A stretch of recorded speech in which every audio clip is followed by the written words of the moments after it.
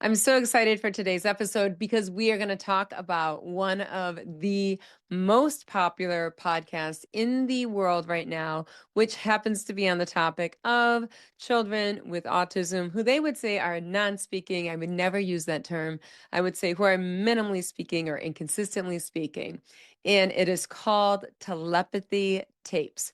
So, Telepathy Tapes, if you want to check it out, it is going to be a mind-bending experience because they talk a lot about the supernatural and they talk a lot about telepathic and ESP, which if you're like me, that's not your area of expertise. But if you're like me and you've worked over 20 years specializing in working with children who are mentally speaking with autism, this is your area of expertise. So I think you're going to find this to be a very interesting series of 12 episodes. I watched it last week during winter break, and it was at the advice of my supervisor. Shout out to Lisa Doherty for telling me about this incredible, mind-bending podcast. Well, I'm not going to talk about telepathy here today. I'm not going to talk about ESP today, but I am going to talk about this series and the 5 takeaways from the series that you should take seriously. These are takeaways that we should be putting in practice as standard of best practice. Like these are maxims that everyone should be doing because there is an evidence base to support it. And we also have the qualitative research, which are people that they showcase in this episode who have grown up as minimally speaking or non-speaking children and who have access to speech generated devices. And with these speech generated devices, they're able to say, this is our story. These are the challenges that we faced. This is how we overcame these challenges. So we want to pay attention to these children because these children truly are a voice for the voiceless. And they are really going to let us know what we can do differently to help the children out today who are minimally speaking with autism. So I was taking notes during this series of podcasts when I was on my vacation. This is what kind of nerd I am. And I want to share with you today these 5 maxims that were reflected in the series as what I was paying attention to, the voices of the children who were minimally speaking. And they had this to say when they were asked this very important question. And the question is, what is it that everyone should know about non-speaking children with autism? They're like, you have a voice. You've been there. You've done that. What does everyone need to know? And I think that's a wonderful open-ended question to ask. It's called grounded theory. You ask an open-ended question, and then you take all of the responses and you discover there's themes in these responses. So I'm going to share with you those 5 themes that came up time and time again that have the numbers and the research to support that this is what we should be doing. Let's take these jewels from this telepathy tapes. Let's take the jewels out of them that we can use on Monday morning. I'm very pragmatic about it all. I do think as far as ESP, as far as telepathy is concerned, I have no area of expertise in that, so I'm not going to waste your time in that area.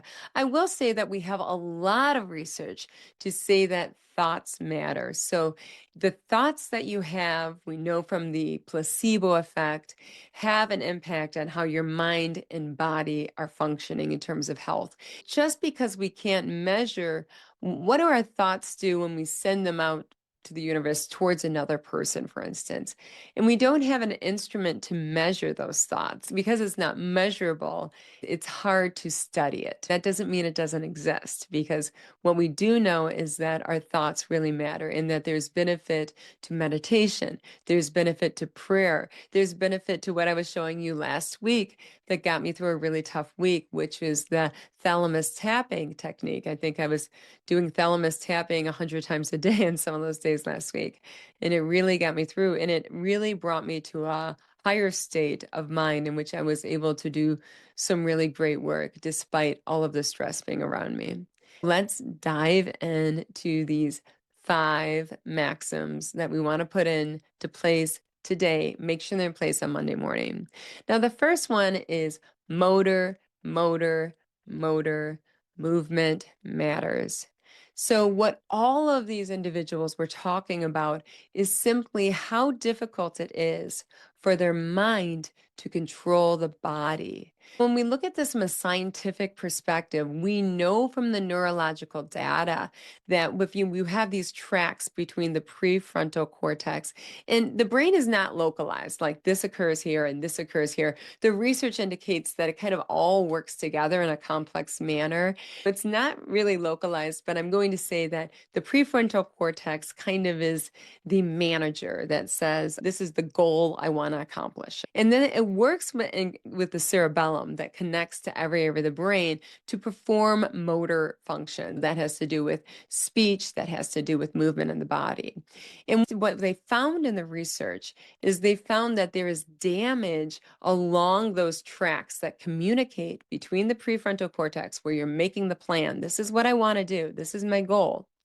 And the cerebellum that's getting the job done, that's saying, okay, I'm going to take that and I'm going to move to all of areas of the brain, and we're going to achieve these complex motor tasks such as speech that we want to accomplish. So we know from the neurological brain scans that there is damage along those tracks for children on the autism spectrum. It's one of those things that they find very widespread, something like the auditory processing difficulties for children with autism. When we hear it come qualitatively out of these children's mouths, and they're saying, the hardest part for me is that my mind wants to say something. My mind wants to move this limb. It wants to perform this action. And the mouth or the body is not listening to the mind. There's a disconnect. So you look at that from a research perspective where you have the measurements of the brain, and you also have the words that are coming out of these individuals themselves. And you're saying, what do we need to do differently? And we really need to do something differently in this area, because it's estimated that over 90% of children with autism have a significant generalized motor delay in the body. However, they are no more likely than their neurotypical peers to receive intervention for that. So these children are being grossly underserved at a young age when neuroplasticity is at its highest level in receiving physical therapy services. They're also underserved in occupational therapy services. This is unexcusable. And what we need to do is every assessment team, when it comes to autism, should have a physical therapist and an occupational therapist on that team evaluating that child. And if that child qualifies for services, that child should receive services. We have the data. We know that the motor impairment is there, and it's impacting these children's ability to independently navigate in the world, to control their environment, to control their interactions with others. It's their ability to speak. It is generalized. This is a motor impairment. And the research indicates that physical therapy and that occupational therapy makes a difference for these children. It works. Let's do it. Let's stop underserving these children. We have the quantitative data. We have the qualitative data. These children qualify for services. These children need to be served. This is something I feel very, very strongly about, and that's why I do task-oriented movement activities. Sure, it is from the field of physical therapy. I stole it from the field of physical therapy because it's the most efficacious way of improving overall motor development, as well as executive function and a number of other skills. And more importantly, anyone can do it. You don't need to have a doctorate in physical therapy to do this. So what we need to do is we need to come in the form of bread for these children. They are not receiving the movement services they qualify for, period. No one is coming in the form of bread for these children. A speech therapist can come in the form of bread for them by doing task-oriented movement therapy activities. Task-oriented movement therapy activities is about accomplishing a goal. It's about you're making a plan. This is my goal, and this is what they're saying is hard for them. And we're going to use this body to accomplish this goal. And over time, it's going to become more automatic, more fluent, and more efficient, because what we're going to do is we don't touch the child. You change the environment. It's through environmental arrangement, because the child knows their body better than anyone else in the world. What it's our job to do is to set up a challenge point within the movement activity that the child can perform independently at an 80% accuracy level. You never are touching the child. So that is the first maxim that we can take away from the teletherapy tapes. We can say, you know what? Look, motor, motor, motor. We need to address the generalized, pervasive motor impairment. And if we don't, these children will remain locked in. These children who are bright, who have so much potential, are going to be unable to demonstrate what they're capable of because of the motor impairment. The second area from the telepathy tapes is time and time and time and time and time and time again. It came up where these children are saying, we want people to know that we are intelligent. Now, this is huge because the current research estimates that 30% of children with autism are cognitively impaired. Now, 20 years ago, that rate was an estimated 80% of children with autism were cognitively impaired. Now, we have to think about when you're testing cognition, it involves motor skills to respond to these test items, whether it's a verbal test, whether it's a nonverbal test. It's complex visual motor integration tasks that are involved in it in order to score highly on these.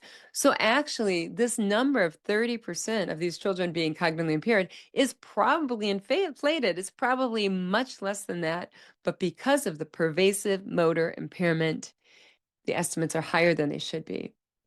In my own personal work, when it comes with children with autism, and I see this because I'm going right to the robust communication systems. What these children want to show me is I am smart.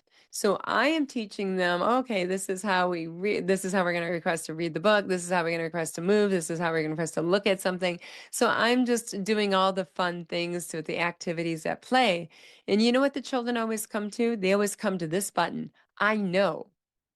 I know. All of the children across the board, I never teach them I know. They always are looking at me. They look me right in the eyes and go, I know. I know. And it's a picture with a person with a graduation cap that's smart on there. And I think that they're thinking, I know. I want you to know I'm smart. I've had so many of those experiences, and the way it's playing out with these robust communication devices that have thousands of words on it is I will model a word for the child, like, okay, we're going to put something down the chute. So I'll model down, and they will go back and model a synonym, such as in the chute. I will say something like, this is a circle or something, and I'll press the circle. And they'll find a different word that will say round. So it's almost like a chess match. Like I will show them something, like I'm showing you a new word. And they're going to come back at me and say, I'm going to show you I know another word to describe that.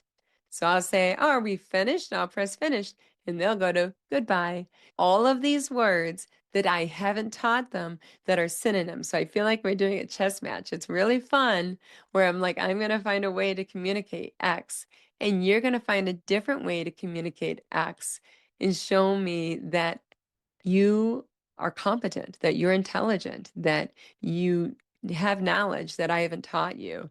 It is really that you have agency.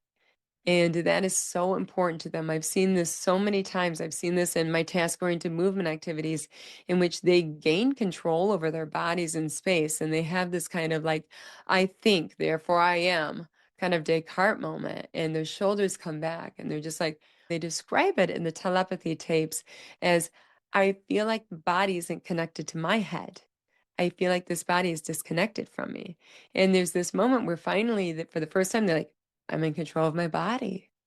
It's a really amazing experience. And we're just like light comes around them. They're like, I'm in control of it. I did this myself. I'm manipulating my own environment. I'm carrying my own body around independently. I'm accomplishing goals all by myself. So that is what I'm seeing with the devices as well. They want me to see you taught me one thing and I know something different and I'm getting the same message across. So it's really interesting. And I've mentioned before in other podcasts about augmentative communication, they've typed in on the typing board something like I can read, or they'll type in the word ISAID, and they'll say a word that they said 3 months ago out of the blue, because this is someone who, as I say, is not a non-speaking child. Words are powerful. Don't call these children non-speaking.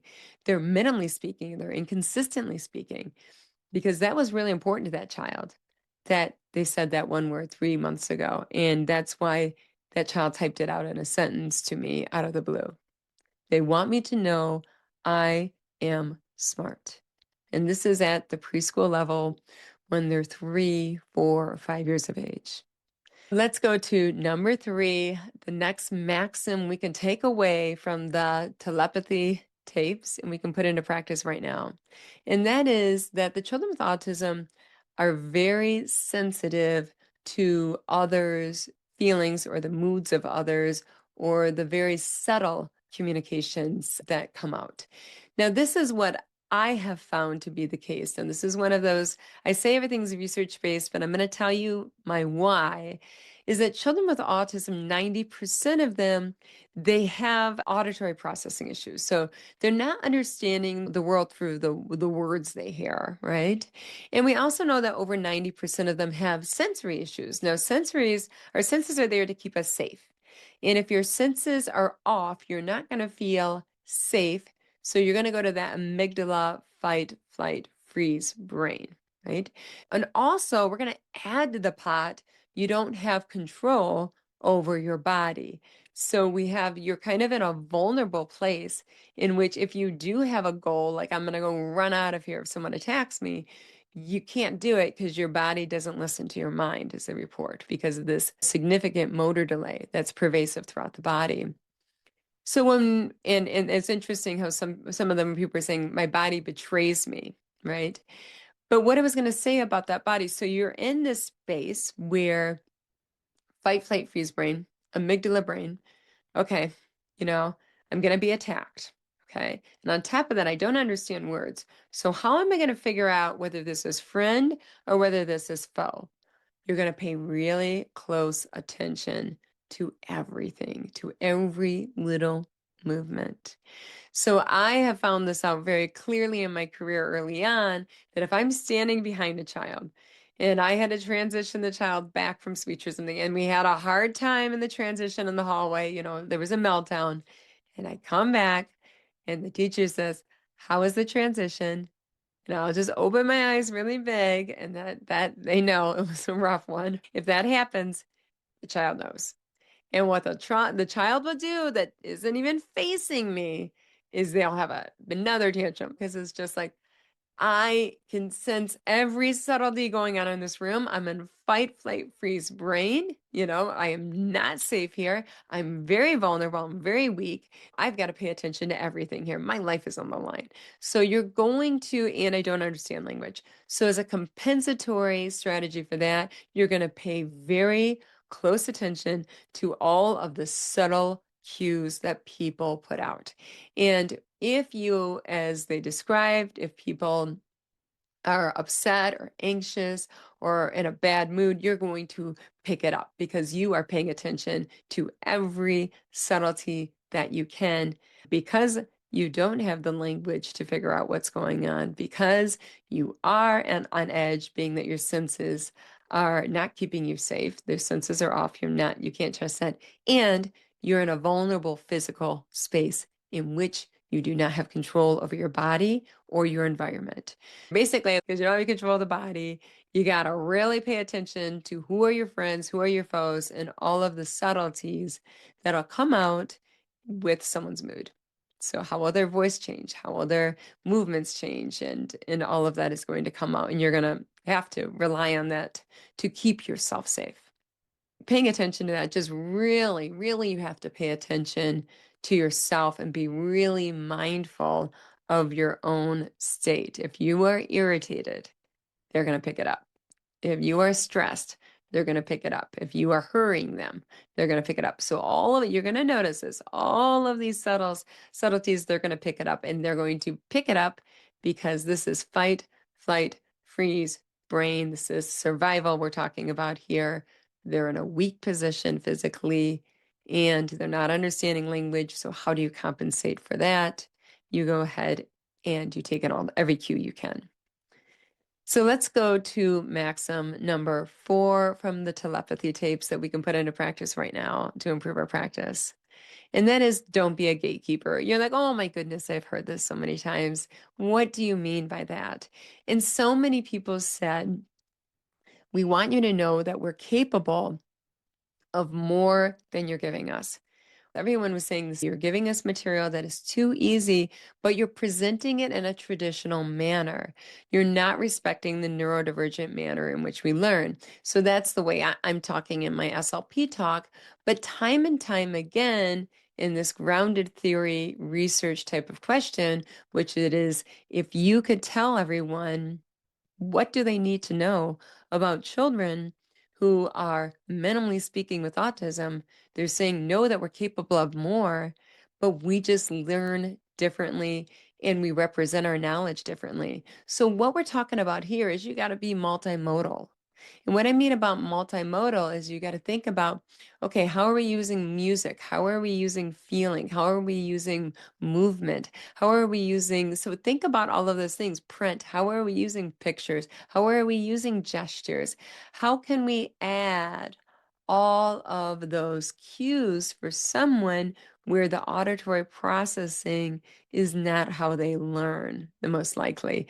How can we go and represent the knowledge and represent concepts and teaching concepts in a multimodal manner, and also give these children the opportunity to express themselves multimodally and not the traditional speech type of manner? These children can get the good stuff so that they can get the educationally rich material so that they can be academically challenged despite having auditory processing issues, despite having motor issues in which it would be difficult to speak the Queen's English, for instance, to tell you what they know or don't know, or difficult to use their motor skills in a complex manner to demonstrate their knowledge. And so just thinking about not ever asking, can a child do this? But instead, always, always, always asking, how could this child do this? How? So I think that was really, really important, because a lot of times people are saying, don't be a gatekeeper. And it's like, it's just kind of like, fluff. Okay, don't be a gatekeeper. Well, so for instance, the neat thing is, for instance, with these robust AAC devices, we can have 84 symbols on the board. If the child doesn't have the fine motor skills to accurately touch the symbols or whatever, we can go ahead and make some of the symbols not visible, right? And then we can easily make them visible. And then we can get that 80% accuracy rate so that we have accurate motor planning, because practice makes perfect and practice also makes imperfect, because practice makes permanent. So the neat thing is about the day, what we have available to us today, you don't have to touch the child. It's all about environmental arrangement. When you have those robust communication devices, when you have those iPads and you have those 84 symbols and you have a child with severe motor impairment, you can simply say, I'm just going to make 5 symbols visible right now, just right now, so that we can get some accurate motor planning out of this 84-point grid. And then whoop, here's 10. And whoop, here's 15. Whoop. And we're just always making sure to get that accuracy and motor planning and programming. And then we can develop automaticity and we can quickly up level, up level, up level, up level, up level. So it's about being dynamic and constantly challenging, but also thinking about how can we do this instead of asking, can the child do this? And the child can do it. We just have to put more of our emphasis on how and less on testing the child and more on teaching the child. So let's look at the last maxim that you can take away right now. You're going to be evidence-based in doing so from the Telepathy Tapes podcast, which I think is wild. That is one of the most popular podcasts in the world. And it's funny because it even beat Joe Rogan. If you know Joe Rogan, you know Joe Rogan. That's what people think of when you think podcast. Joe Rogan.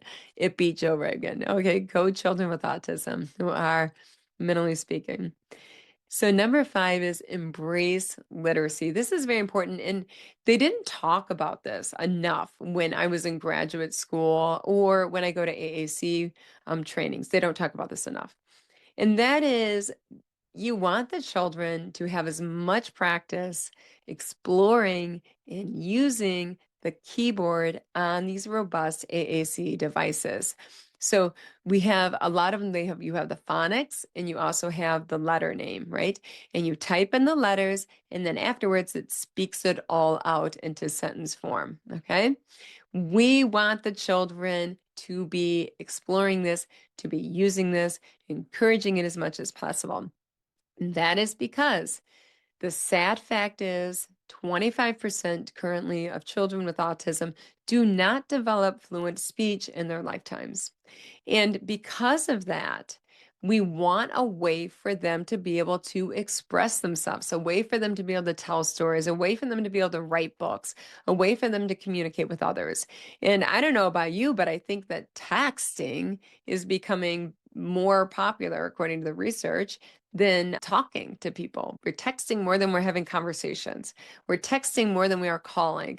I know my graduate students today are just like, I'm like, okay, we're going to have to call some parents. They're like, oh, calling parents. Like, oh, you don't call people. That's so obtrusive on the phone. They're like, the calling is becoming less and less and less popular.